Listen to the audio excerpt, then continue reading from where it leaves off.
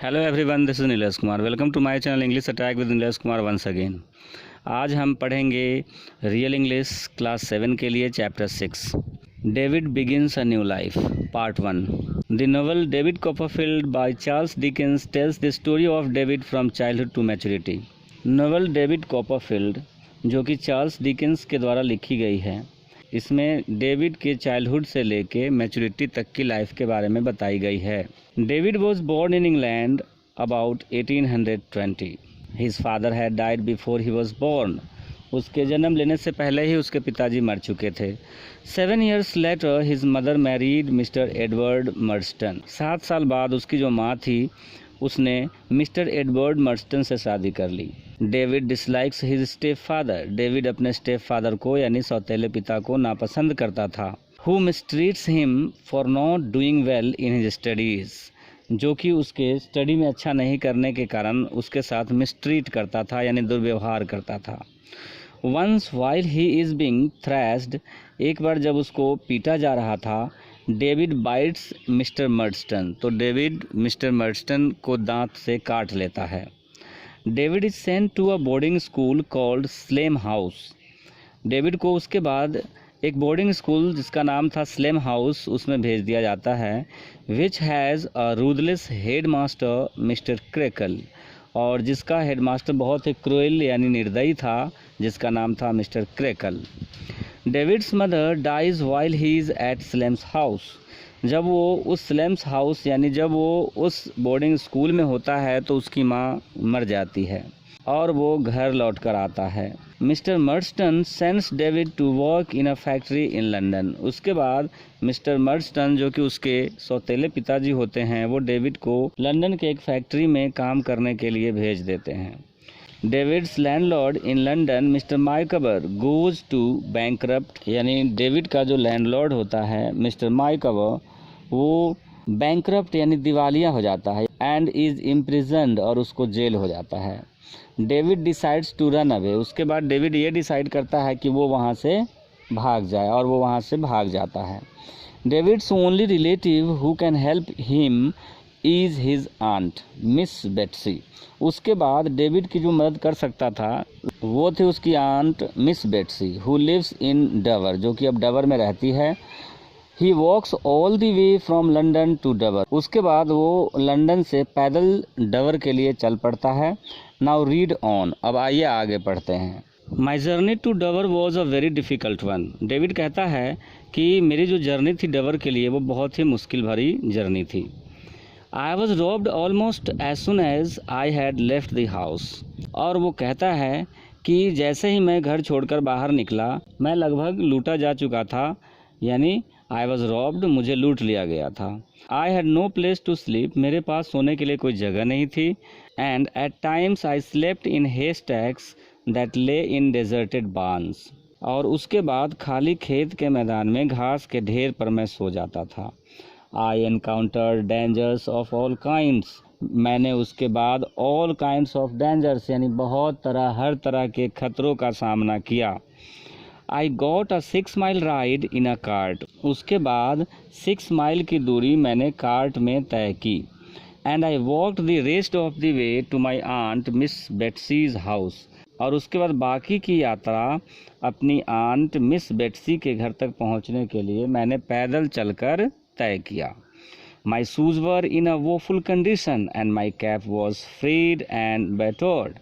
मेरे शूज़ जो थे वो फुल कंडीशन यानी बहुत ही बैड कंडीशन में थे, और मेरी जो टोपी थी वो फ्रेड हो चुकी थी यानी उसमें से धागे निकल रहे थे, एंड बैटर्ड यानी वो डैमेज हो चुकी थी। I looked miserable in my clothes that had been torn and soiled with heat dew and grass. मैं अपने कपड़ों में मिजरेबल दिख रहा था, बिल्कुल दयनीय दिख रहा था, क्योंकि मेरे कपड़े फट चुके थे, सॉइल हो चुके थे यानी उसमें धब्बे आ चुके थे, हीट ड्यू एंड ग्रास के कारण। While searching for Aunt Betsy's house in Dover, I met her handmaid. जब मैं अपनी आंट बेट्सी का घर ढूंढ रहा था तो मैं उनके हैंडमेड से मिला। She led me to the house where I was destined to find refuge and care. वो मुझे उनके घर पे ले गई जहाँ पर मेरे लक के बारे में डिसाइड किया गया, यानी मेरे भाग्य के बारे में डिसाइड किया गया और मुझे सुरक्षित स्थान मिला। As I entered the garden gate, I saw a bespectacled, perplexed-looking gentleman looking at me from an upstairs window.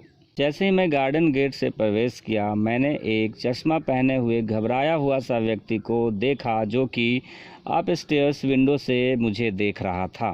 Simultaneously a lady appeared at the door, और एट द सेम टाइम यानी उसी समय एक लेडी दरवाजे पर आई। Instantly यानी तुरंत। I knew that she was Miss Betsy because she walked out of her house just the way my mother had described her usual way of entering ours at Blunderstone. मैं उसको देखते ही पहचान गया कि वही मेरी आंट मिस बेट्सी थी, क्योंकि जिस तरह से मेरी माँ ने उनके बारे में, उनके चलने के तरीके के बारे में मुझे बताया था, वो बिल्कुल ब्लंडरस्टोन एक प्लेस है जहाँ पे एक यूजुअल वे में वो चलती थी, वो बिल्कुल वैसे ही चल रही थी। Looking at me she shouted, go away, no boys here. मुझे देखते ही वो चिल्लाने लगी और चिल्लाती हुई बोली कि यहाँ से चले जाओ, यहाँ बॉयज़ के लिए कोई जगह नहीं है। If you please ma'am, I pleaded. उसके बाद डेविड रिक्वेस्ट करते हुए, आग्रह करते हुए कहता है कि प्लीज़ मेरी बात सुनिए। शी स्टेयर्ड एट मी, वो घूरते हुए डेविड को देखती है। वंडरिंग हु आई वॉज, आश्चर्यचकित होते हुए कि मैं कौन था। If you please aunt, I am your nephew. Aunt, कृपया मेरी बात सुनिए। आई एम योर नेफ्यू, मैं आपका भतीजा हूँ। आई रिपीटेड सॉफ्टली, मैंने बहुत ही सॉफ्टली रिपीट किया। Aunt Betsey reaction was one of the great alarm. उसके बाद आंट बेट्सी का जो रिएक्शन था वो एक चौंका देने वाला रिएक्शन था। शी स्टैगर्ड बैक, वो लड़खड़ाती हुई पीछे हो गई। And set right in the garden path, और वो उसी गार्डन पाथ पे, रास्ते पे बैठ गई। I continued, I am David Copperfield of Blunderstone in Suffolk, where you came on the night when I was born and saw my dear mama. David कहता है कि मैं कंटिन्यू रहा और मैंने कहा कि मैं डेविड कॉपरफील्ड हूँ, ब्लंडरस्टोन नामक जगह से, ब्लंडरस्टोन जो कि सफॉल्क में है, उस जगह से जहाँ पर आप आई थी, जिस रात मेरा जन्म होने वाला था, आप मेरी मम्मा से मिलने आई थी। I have been very unhappy since she died, जब से वो मर गए उसके बाद से मैं बहुत ही दुखी हूँ। वो कहता है कि मेरी माँ के मरने के बाद से मैं बहुत ही दुखी रह रहा हूँ। आई हैव बिन ह्यूमिलिएटेड, मुझे अपमानित किया गया।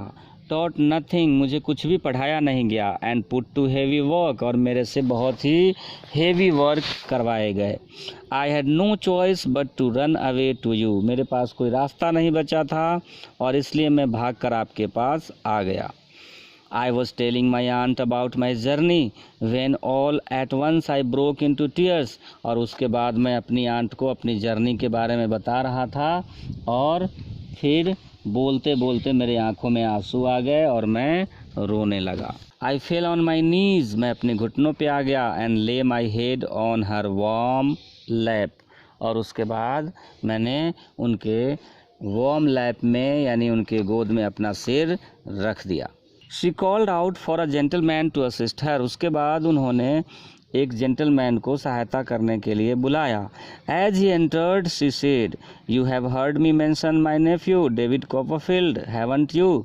जैसे वो जेंटलमैन आता है, वो कहती है, आंट बेट्सी कहती है कि आपने सुना होगा, मैंने कई बार आपको अपने नेफ्यू डेविड कॉपरफील्ड के बारे में बताया था।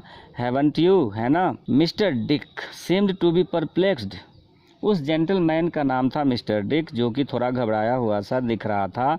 But Miss Betsey continued to speak, लेकिन मिस बेट्सी जो थी वो बोलती रही। Well, this is my nephew and he has run away, ये मेरा नेफ्यू है और ये भागकर यहाँ आया है। Now what should we do with him, अब हमें इसका क्या करना है? Dick suggested that I should immediately be given a bath, उसके बाद डिक जो थे वो जेंटलमैन, उन्होंने ये सजेस्ट किया कि मुझे सबसे पहले नहलाया जाए। The bath took away some pain from my aching limbs. जब मैं नहा रहा था तो मेरे लिम्स दर्द कर रहे थे, जिससे मुझे नहाते समय थोड़ा कष्ट हुआ। I was clothed in a shirt and a pair of trousers that belonged to Mr. Dick. उसके बाद मुझे कमीज़ पहनाई गई, एक ट्राउज़र पहनाया गया जो कि मिस्टर डिक का था। Then I was covered in 2 great shawls which warmed my body. उसके बाद मुझे 2 बड़े शॉल्स में लपेटा गया जिससे मेरी बॉडी गर्म हो गई। I fell into a deep sleep and I was woken up at dinner time. उसके बाद मैं गहरी नींद में सो गया और मुझे डिनर टाइम पे उठाया गया। The dinner was a treat as I had not tasted good food for long. वो डिनर मेरे लिए एक ट्रीट था क्योंकि मैं काफ़ी लंबे समय से मैंने अच्छा खाना नहीं खाया था। I narrated my agonizing past to my aunt in as much detail as I possibly could. उसके बाद मैंने अपनी दुख भरी बीती हुई कहानी अपनी आंट को सुनाई जितना मैं कह सकता था। I was deeply anxious regarding my future but I chose not to talk of it that night. उसके बाद मैं अपनी फ्यूचर को लेकर बहुत ही डीपली परेशान था, जिसके बारे में मैंने ये सोचा कि उस रात मुझे बात नहीं करनी चाहिए। The next day I learned that Aunt Betsy had written to my stepfather about my presence in her house. और अगले दिन मैंने ये देखा कि मेरी जो आंट थी, आंट बेट्सी, उन्होंने मेरे स्टेप फादर को लिखा कि मैं उनके घर पर हूँ। The very thought of my stepfather tracing me and taking me back was agonising. उसके बाद मैं अपने पिताजी के बारे में सोचकर कि वह मुझे यहाँ आकर ले जाएंगे, ठीक है, यह सोचकर मैं बहुत ही दुखी रहा। It became the cause of a great pen for me. The days that followed were spent in a state of anxiety. जो दिन गुजर रहे थे वो सारे के सारे दिन मेरे ग्रेट पेन में गुजर रहे थे। Fortunately, Mr. Dick grew fond of me and I got to spend some time with him. और fortunately, Mr. Dick वो मुझे प्यार करने लगे और मैं उनके साथ कुछ समय बिताने लगा। The memorable moments that I had shared with Mr. Dick, whose passion for flying kites was insurmountable. और मेरे कुछ मेमोरेबल मोमेंट्स थे वो मिस्टर डिक के साथ, वो थे फ्लाइंग काइट्स के, जो कि बहुत ही इंसमाउंटेबल थे, यानी बहुत ही अच्छे थे। Eased my discomfort to some extent, वो मेरे दुख को कुछ हद तक कम कर देते थे। One day miss Betsy asked me, एक दिन मिस बेट्सी ने मेरे से पूछा, what do you think of Dick, कि तुम डिक के बारे में क्या सोचते हो। I replied he is very nice, तो मैंने जवाब दिया कि वो एक बहुत ही अच्छे व्यक्ति हैं। Miss Betsey then informed me that mister Dick was a distant relative of hers.